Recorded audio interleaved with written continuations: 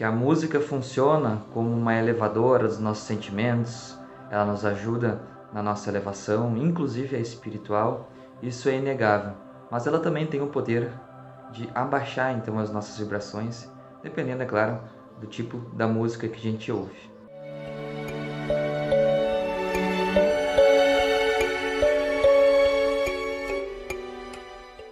A música vai muito além do que a gente imagina, ela não se encontra só na cultura popular, nas músicas cotidianas que a gente ouve, mas também ela é uma técnica milenar de cura. As músicas estão presentes então em muitas linhas espiritualistas, como por exemplo a linha hindu, que eu vou falar um pouco sobre ela também, a música dentro dela no caso.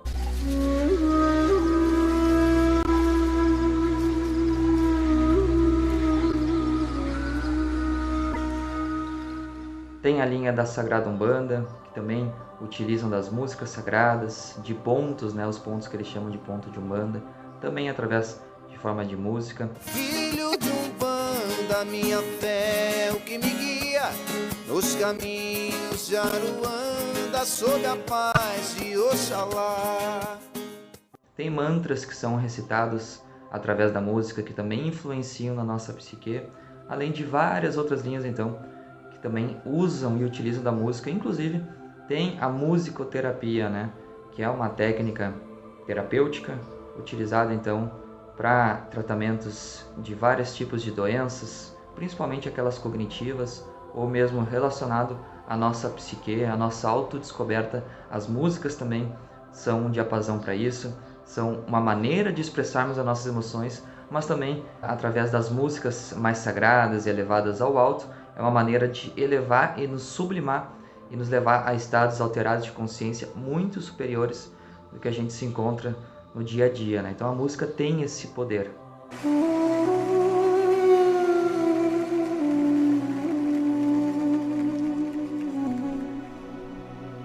No livro Autobiografia de um Yogi, de Paramahansa Yogananda, ele cita em vários trechos o poder da música, inclusive quando ela é celestial.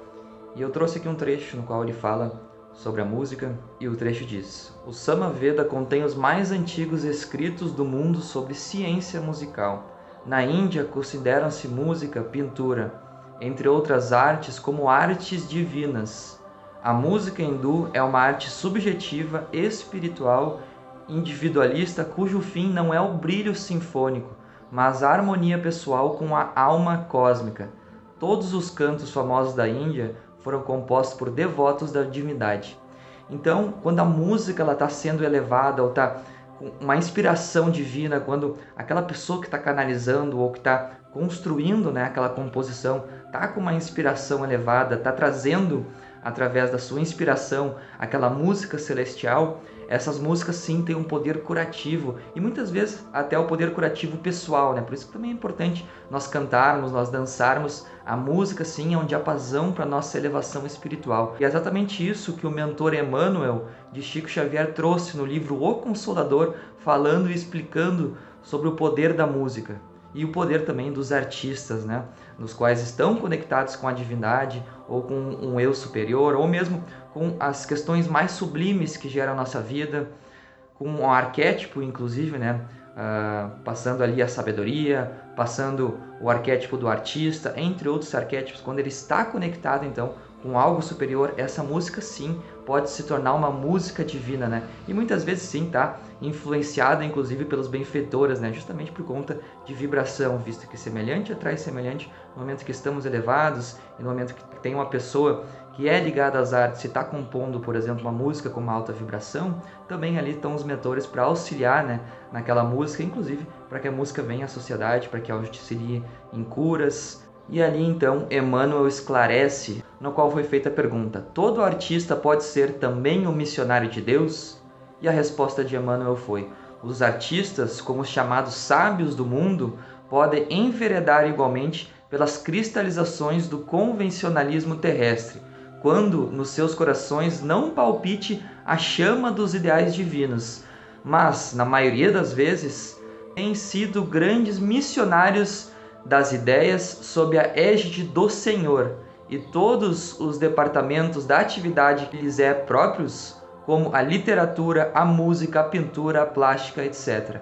Sempre que a sua arte se desvencilha dos interesses do mundo transitórios e perecíveis, para considerar tão somente a luz espiritual que vem do coração uníssono como cérebro nas realizações da vida, então um artista é um dos devotados missionários de Deus. E ainda na pergunta 167, ainda do livro O Consolador, a equipe pergunta, a Emmanuel: os grandes músicos, quando compõem peças imortais, podem ser também influenciados por lembranças de uma existência anterior? Essa atuação pode verificar-se no que se refere às possibilidades e às tendências, mas no capítulo da composição, os grandes músicos da Terra, com méritos universais, não obedecem à lembrança do pretérito, e sim gloriosos impulsos das forças do infinito, enquanto a música na Terra é, por excelência, a arte divina. As óperas imortais não nasceram do lodo terrestre, mas da profunda harmonia do universo, cujos cânticos sublimes foram captados parcialmente pelos compositores do mundo, em momentos de santificada inspiração.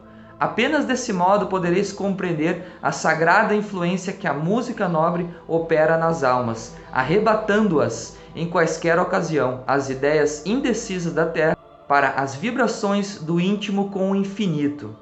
Então sim, essa música, quando inspirada, quando está em elevado grau, quando está vinda daqueles gênios, daquelas pessoas que têm aquela inspiração, já tem uma conexão, inclusive uma depuração naquele tato fino, quanto à parte musical, quanto ao ouvido, e ao sentir a música, sim, essa música pode ser influenciada, inclusive, pelos benfeitores, e também pode ser através da inspiração ali canalizada para algo sublime e superior que vai nos ajudar, então, na nossa elevação. E foi exatamente isso o que aconteceu, segundo muitos mestres ou mesmo mentores, com Beethoven. Apesar dele não ter a audição física, ele tinha sim a clara audiência e ele conseguia ouvir as composições. E devido à genialidade, então, e às inspirações que ele tinha e a conexão, inclusive, com o sagrado, ele conseguia canalizar essas músicas e passar, então, as pautas. Muitos mentores dizem que ela é uma canalização, ela é uma música divina. Inclusive, muitos estudos comprovam que as sinfonias de Beethoven, sim, têm um poder curativo, inclusive de ajuda na concentração, ajuda nos estudos. Então, ela, por si só, a música que o Beethoven trouxe, é uma música divina, pode-se assim dizer, justamente por trazer, então, inspirações, trazer concentração e aspectos positivos de nosso ser.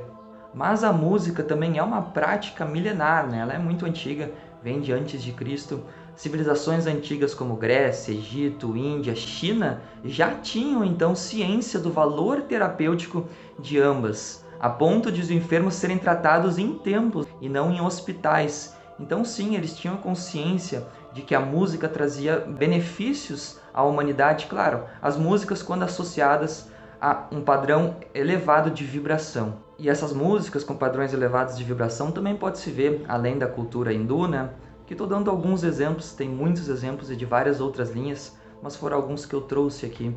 Por exemplo, os pontos de Umbanda. Ali são como se fossem mantras que estão sendo recitados, trazendo elevação, trazendo uma energia, trazendo a fé às pessoas, trazendo a coragem para enfrentar as lições do dia a dia e também trazendo sentimentos mais sublimes, como o amor, como a esperança e como a luta, sadia e saudável, para que nós vençamos aquele maior inimigo que somos nós mesmos. A gente viu no vídeo passado das sombras, que até posso deixar aqui no link.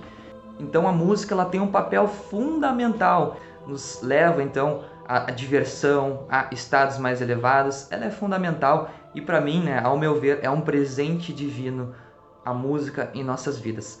Porém, há aquelas músicas que não são positivas, que com as letras perniciosas ou letras que nos levam então para o estado muito inferior, trazendo questões simplesmente mundanas ou incitando e influenciando as nossas próprias sombras, como inclusive foi tratado no livro de Akhenaton, contando a história dos exilados de Capela também, no qual muitos deles reencarnaram em Atlântida, inclusive tinham essa ligação com as músicas de uma forma muito negativa. E é justamente isso que eu vou deixar o trecho do audiobook aqui também, para que vocês ouçam aquilo que é trazido então através da psicografia do médium sobre o Akhenaton, sobre esse livro no qual os exilados de Capela vinham então com essas músicas mais perniciosas e com a influenciação de baixa vibração em cima da sociedade. Os habitantes pacíficos, dedicados ao trabalho, à arte e a leituras de ordem elevada, estavam sendo substituídos por criaturas insensíveis e com gosto pelas artes e pela música extremamente sensual e vulgar, o que nos provava a olhos vistos que o homem não é o corpo, mas o espírito que habita e dirige a máquina física. Em apenas um único século, toda uma civilização havia se transformado, como se todos tivessem sido obcecados por forças do mal. Para que vocês entendam também aquilo que eu estou falando, vou dar uma breve e grande resumida na história dos capelinos. Eles estavam no momento de transição planetária no planeta de Capela, no qual então estava se separando o joio do trigo, que nem diz o próprio Mestre Jesus. E muitos desses espíritos que estavam insistindo na maldade ou no mal foram exilados por própria frequência e por própria misericórdia divina, para que o planeta fizesse então essa transição e as pessoas de lá então conseguissem evoluir.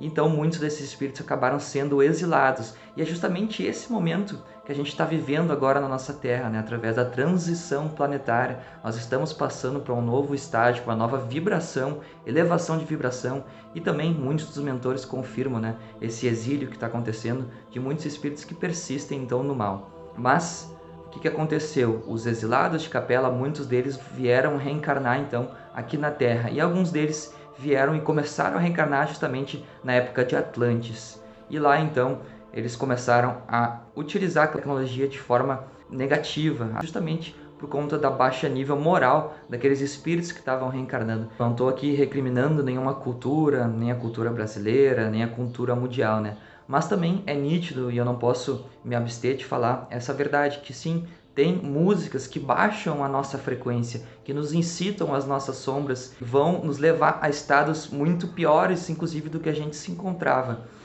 Por sinal, falando em música e nessa questão dessa influência dela quanto a nós, tem um espiritualista chamado Hélio Couto. Ele estudou ao longo de vários anos uma reprogramação mental, no qual pode se ouvir durante a noite, dormindo. E essa reprogramação, a gente não precisa interpretar e ouvir necessariamente aquilo que ele está dizendo, mas o nosso inconsciente já capta. E da mesma forma que essa reprogramação funciona em nosso inconsciente, aquilo que a gente está alimentando a nossa psique também vai influenciar a nossa vida, vai influenciar a nossa evolução. Se a gente está ouvindo uma música de influência baixa, de influência negativa, é óbvio que aquilo vai nos influenciar de uma forma também negativa.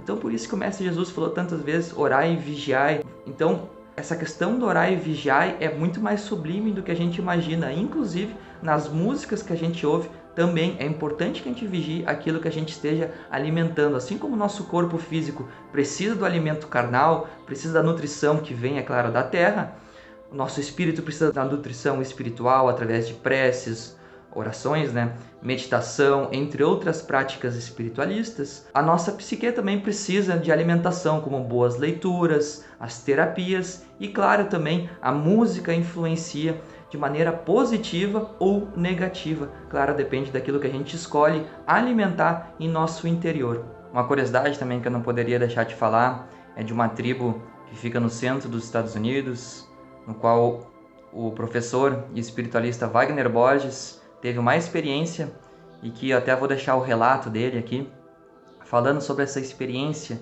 quanto a um canto curativo de mulheres xamânicas. Elas viviam numa região em que tinha uma caverna, e lá só entravam mulheres, e elas só entravam para fazer os cânticos à Grande Mãe ou ao Grande Espírito. Então aquela caverna, aquele local está impregnado de boas energias, de energias curativas. Também vou deixar o relato do professor aqui, Wagner Borges, e também na sequência tem um trecho dessa música para ver o que você sente então ao ouvir essa bela canção. É uma canção que foi gravada da seguinte maneira. Existe uma tribo de índios que está numa reserva no centro dos Estados Unidos, Eu não me lembro se a tribo é Sioux, se é Cheyenne, eu não me lembro exatamente, né? Mas é uma tribo que tem uma caverna dentro da reserva deles. Essa caverna, você entra nela, ela vai para baixo, ela vai para o subsolo. E essa caverna, os índios fazem seus rituais xamânicos de cura dentro da caverna. E, por incrível que pareça, dentro dessa área da reserva, nos Estados Unidos, só entra mulher, só curadoras. São xamãs de uma tribo, e há milênios que elas fazem seus rituais de cura dentro dessa caverna. E ali elas fazem os cantos de cura, suas preces, a favor das pessoas que estão doentes, ou possuídas espiritualmente, energeticamente, por entidades obsidiadas, e também cantos de cura para o mundo. Nenhum homem entrou ali jamais. E aí uma das xamãs desceu com um aparelho de gravação, né? Chegou lá e fez um canto a capela, sem instrumento, só a voz dela, e deixou o gravadorzinho do lado. Ela fala num dialeto indígena lá, que é um canto de cura à grande mãe, ou ao grande espírito, da maneira como ela chama lá. E aí eu percebi então que esse canto tinha uma egrégora, uma atmosfera, um campo de energia. Então quero passar essa música para vocês. É um dialeto indígena, norte-americano, então não tem como eu traduzir, mas é um canto de cura a Deus dentro da concepção xamânica de uma tribo indígena da América do Norte.